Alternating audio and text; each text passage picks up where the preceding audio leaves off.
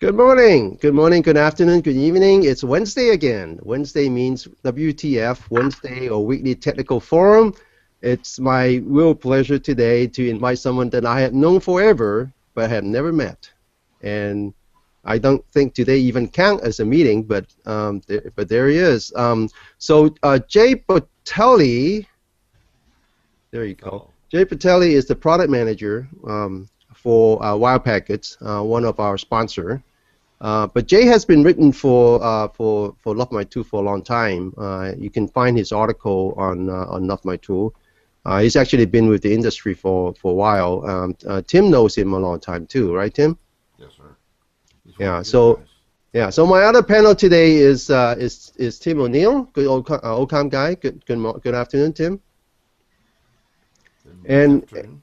Good afternoon. And Paul Offert from the other side of the pond. Hi. And he's working late today because the pub is not open yet. So. I should tell you today is Guy Fawkes Day here in the UK. The day that celebrates when we try to blow up the Houses of Parliament. So happy day. See, that's something all Irishmen in England have in common. We all tried to blow it up once or twice. But that's every day, right? That's when you run out of reason to drink. See, that's sad. That's just. So Jay, what do you want to do today?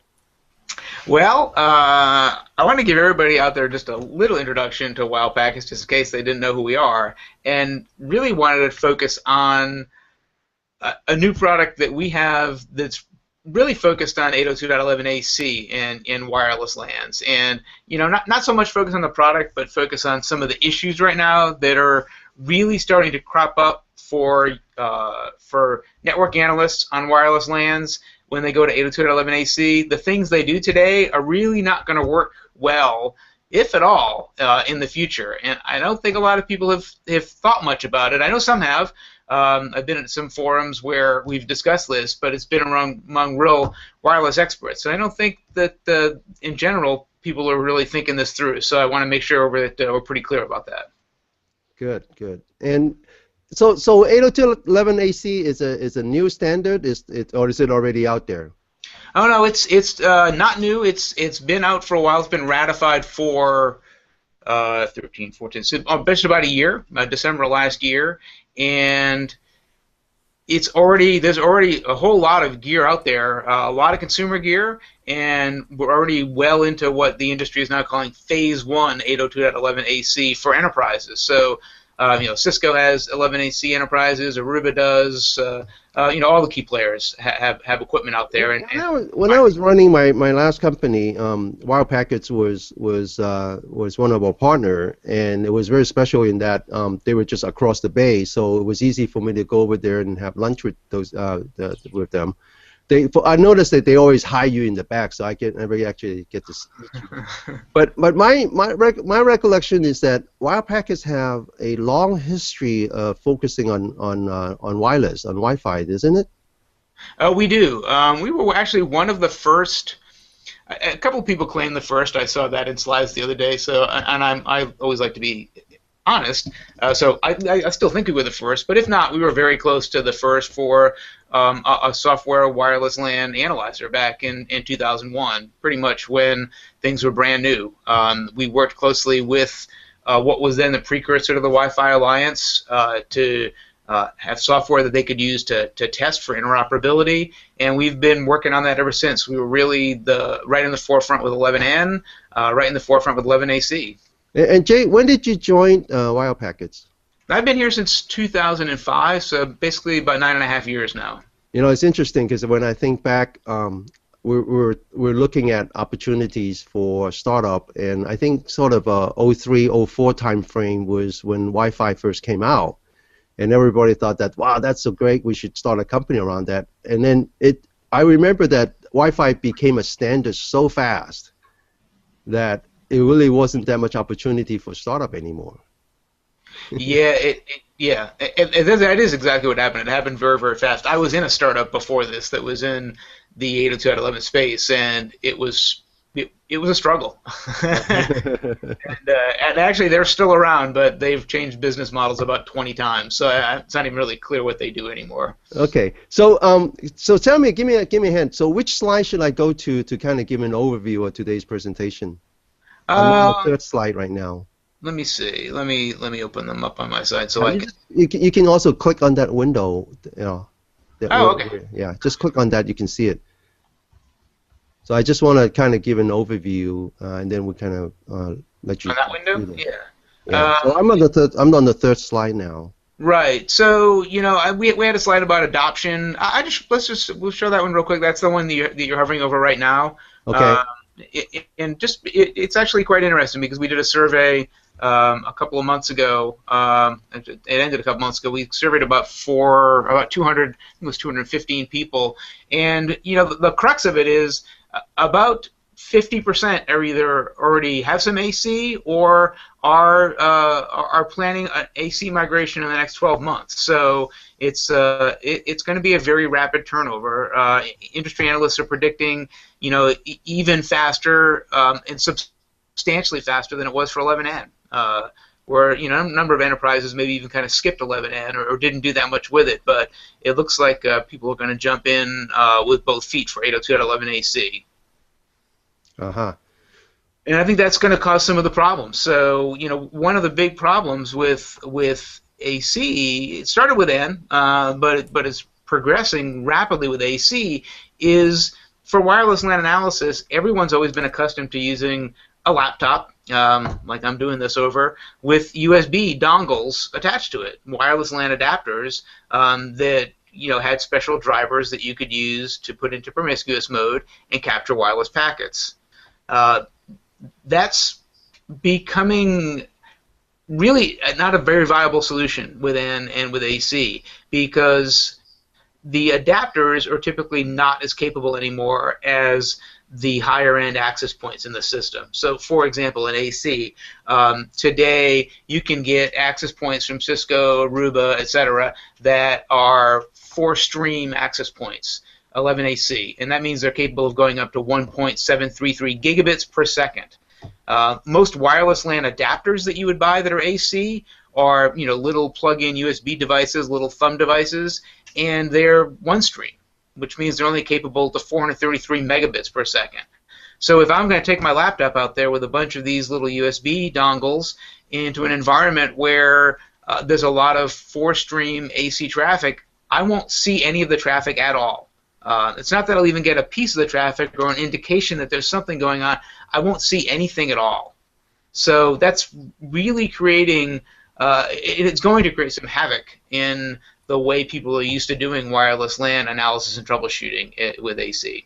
Yeah, it's a 5 gig technology, so it's not the standard 14 channels that we typically muck with down in the lower bands. And it is a MIMO, so it is split band.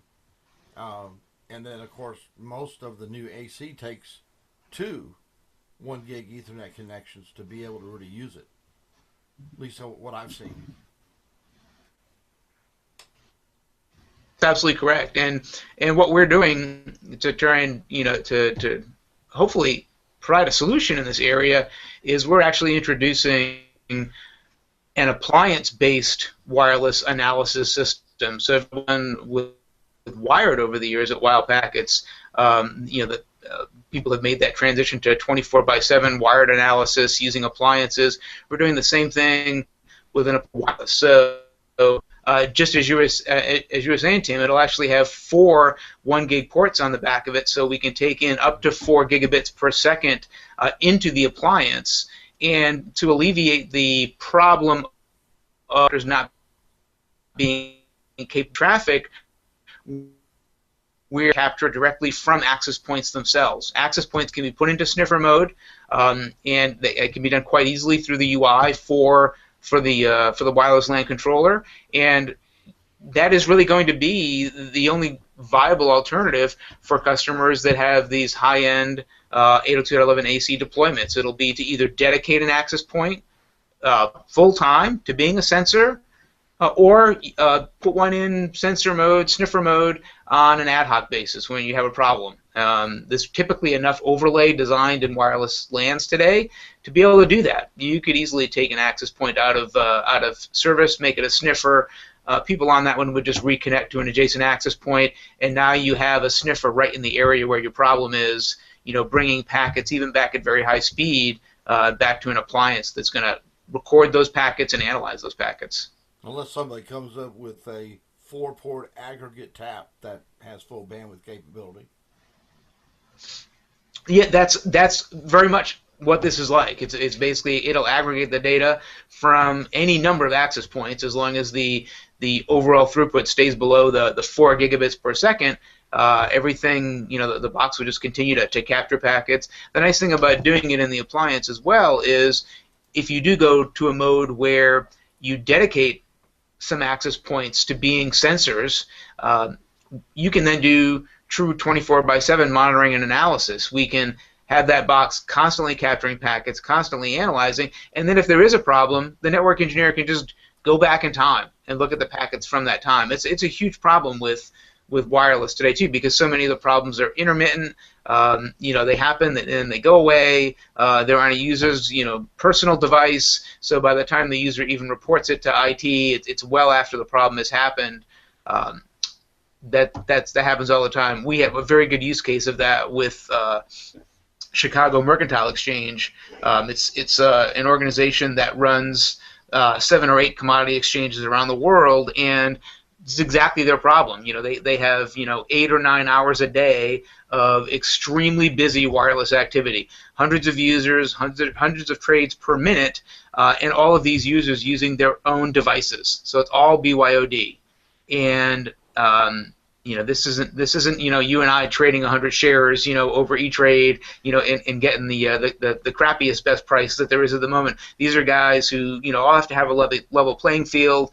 They're moving large quantities, and when they can't trade, they're not just frustrated. They're losing money, and they have a number of devices. So they'll be trying to trade on one, it doesn't work, put it down, pick up another device, keep moving, and then at the end of the day, they want to know from the exchange, why couldn't I connect on this device? What happened at that time? And with this recording and with this appliance-based approach, the guys at CME are able to just dial back in time, look exactly when that problem happened, and figure out, was it a problem with the user's device? Was it a problem with our network?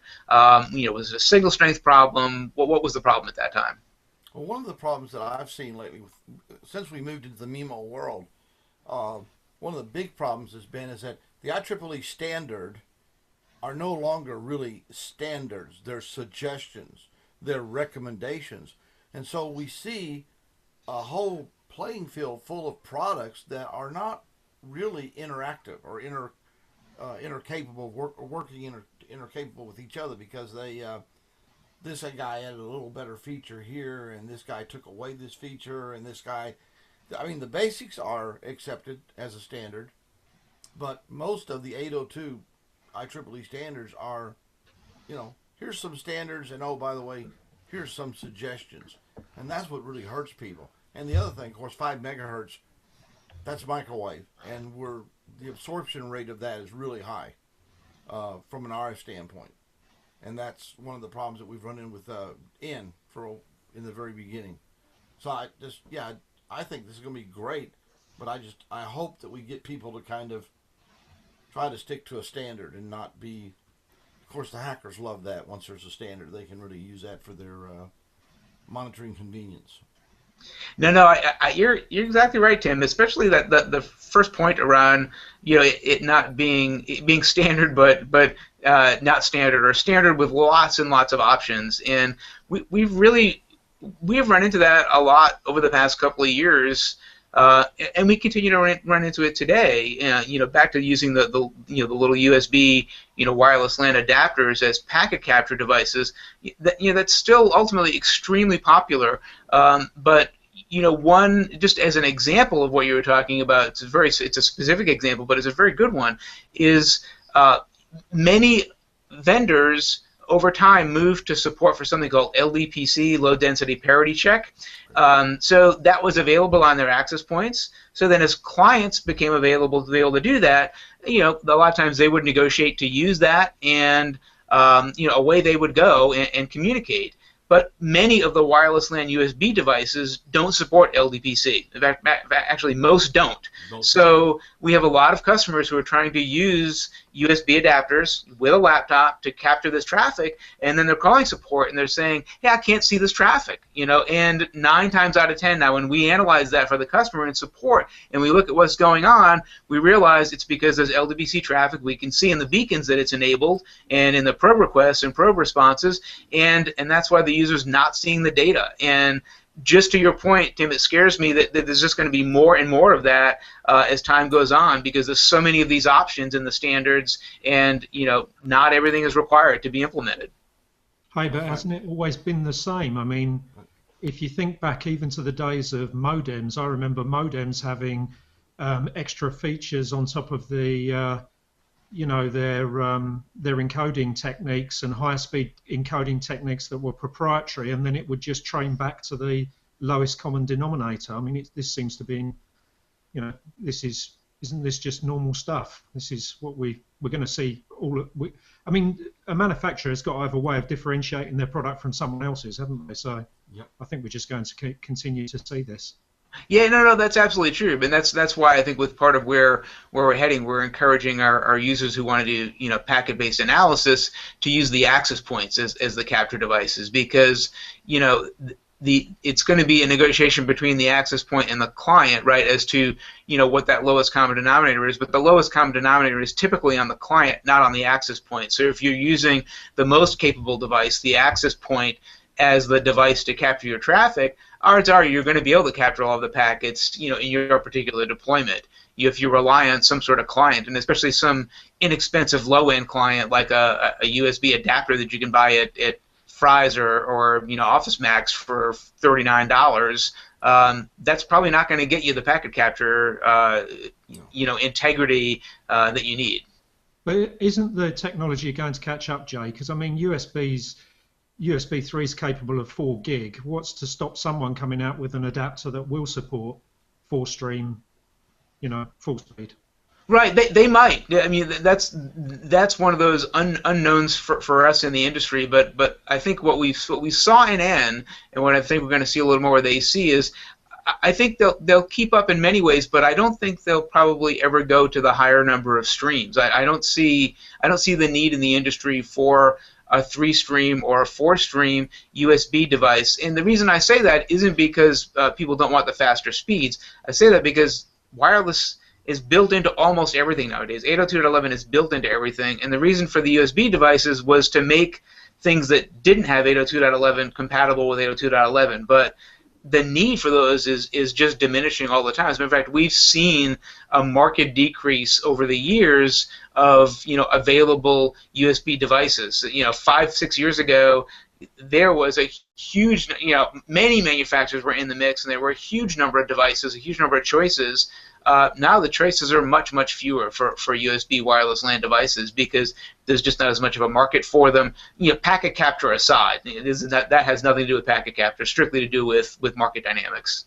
Does that mean that the chipsets on the appliances cannot be put into a promiscuous mode? Is that the way it is?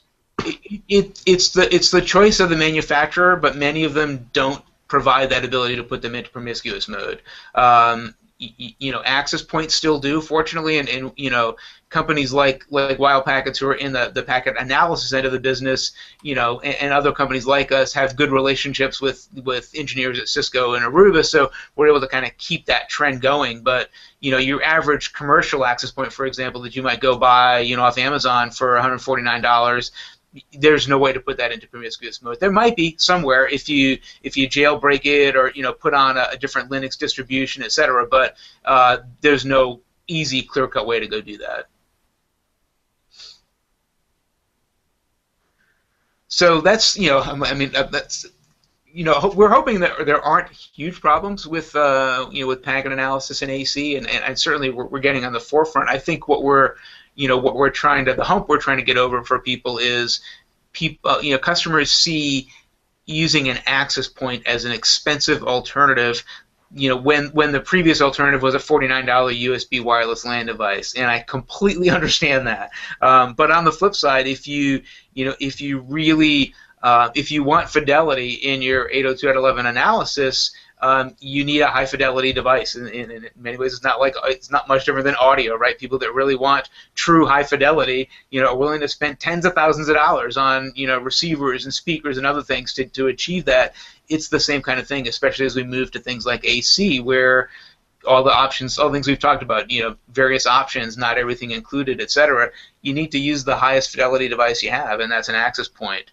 But I'd still say that's way better than a sensor alternative, because a sensor is going to be just that. It's going to be something you purchase, and it's only ever going to be able to use as a sensor. If you purchase additional access points to use as sensors, and then later on your network grows and you decide you don't need sensors, well, they're access points. You use them in the network. Nothing lost, right? Nothing at all lost. Whereas with sensors, you find you don't need them. They sit on the shelf. And we went down that path once before we offered sensors. We really found it just wasn't a very lucrative market at all, and a bit of a frustrating market, because you really have to sell enough to really hit a break-even point even, and then the technology changes. And then you need to go change your sensor. And then and you're constantly chasing that. And as a small vendor like WildPackets, that just doesn't. It's a very difficult business model for us to follow. Okay. I think the thing is that the one thing that I like about that type of approach is that I always think about the fact that we're trying to encourage more networking professionals and young men and women to come along and become competent analysts and things like that. And if we lock them out of the technology because to do that type of analysis is just too expensive, so they can't do it, then I think that's a shame. And so anything that can help drive down that cost and help more people get involved in this, I'm well up for that. No, it's absolutely true. And for all that I'm saying about using the access points, we're certainly not advocating and not at all trying to get away from using the USB devices. As soon as more capable USB devices come along, we're testing with them, and we want people to still be able to use them. And there are still many instances where they're useful. For example, our friends at some of the access point manufacturers use them a lot, because not only will the number of streams probably remain limited in USB devices, but they probably will be in things like smartphones as well, because no one really wants a 4-transmitter chain in something the size of an iPhone or an Android phone, because it's just going to eat up too much power. And does the user really need that? Do I really need to be hitting 1.7 gigabits per second over the wireless LAN on my phone? I really don't. So the power trade-off is going to be that they're going to be 1 or 2 stream devices. So if you have a 1 or 2 stream USB device, it's going to be able to capture that traffic. So as long as you know what you want to analyze, and if you know that traffic is below the level of your USB device, they're still very capable, and we're going to still continue to support that for just kind of the situations that you're talking about. And we're also trying to foster some a little bit of industry cooperation. There's others like us out there, companies that do site survey like Ekahau, companies like MetaGeek that are doing spectrum analysis and kind of a lighter level of network wireless LAN monitoring. We all have this same need for devices that can be put into that promiscuous mode, and if we can work together and maybe get a little bit of an economy of scale going, that might work as well. Okay, I'm going to push my luck with Denny and ask one more question. Do you see, does the WildPackets see the industry trend as moving away from wired offices to wireless? Because that's been talked about for some time, hasn't it? The cost of maintaining and installing a wired network in an office block is quite considerable. There was a lot of talk at one time about everybody just converting to wireless. Certainly from my point of view, wherever I go, I don't see that at all. I still see wired networks. So I'm just wondering, where's this demand for 1 gig going to come from? That's what my ultimate question is. Yeah, no, I hear you, and I think that's we see exactly what you see today. In typical companies and enterprises, it's still a wired world in those environments. Our own environment here is perfectly good case in point. You know, a company of about 100 people, and the number of people who are on wireless at any given moment is certainly less than 10%. You know, maybe those that are in a conference room. That said, we do see industries where they're making real heavy moves into wireless and need the bandwidth. Things like healthcare, hospitals, that financial example that I gave. Those two industries in particular, and universities. Really, those three. There's a big drive into wireless. Those really are becoming the areas where it's truly a non-wired world, and it's because their business kind of mandates it, right? You know, they really can't be attached to wires in those types of environments. So, you know, and we're seeing that as driving the industry. Those are, you know, where we're getting the calls from people that are moving to AC. It's in those three industries right now, and I think there'll be more of that, and they are going to drive the bandwidth. You know, but until we stop building buildings that have Ethernet, you know, on at least one wall of every office, and Ethernet drops to every cube, you know, the average user is not going to move off the wired network with their traditional work device. But they are going to move that way with their personal devices, right? That's the one thing at work, right? I may say I'm not on wireless, but not entirely true. My laptop's not on wireless, but anything I could do on my phone, I'm doing over the wireless network. I think, but there is a saturation level. I've seen companies. I've just got to doing a situation in a hospital here, and they're all excited about the doctors can carry around their little books and do their thing wireless, but it's so easy to hack. And so the minute we showed the administration that, they shut it all down and said, you'll have to take notes and go back and write it at a hardwired desk. And as long as we get, you know, air cracks and we get Adam and Eves and we go out and do all this stuff, I think that's going to be a real delimiter for moving into a truly wireless world. If we ever, I don't think we'll ever move all the way into one, but we'll get closer. I just don't. Right now, it's too dangerous. Yeah, no, I agree with you, Tim. I don't think it's ever going to be an all wireless world. You know, we're just not going to get there. Plus, you know, wireless, you know, in the back end still requires a fairly significant wired backbone anyway. That's the way it all works. So Course, yeah. it's not like you're getting rid of the wired backbone. You're just getting rid of it for the last few hundred feet. So, you know, if you already have it all there, you know, what's a few extra drops to attach, you know, hardwires to computers to it as well? Yeah, it will never entirely go away. It's like the paperless office almost. Right. And you still go to the copier and find somebody printing big giant ream, you know, like this of, you know, a document that they're going to look at for 5 minutes and then toss in the recycle bin. Yeah. Well, I remember visiting Japan, and my friend, you know, he brings this stack of paper home, and I said, well, why don't you just like read it on the computer? He says, well, I says I have so much of it that I don't actually read them. I just kind of glance through them, and I can't do that on the computer. Okay. And the other experience I have is that like in Hong Kong and so forth, it's almost like you have two worlds.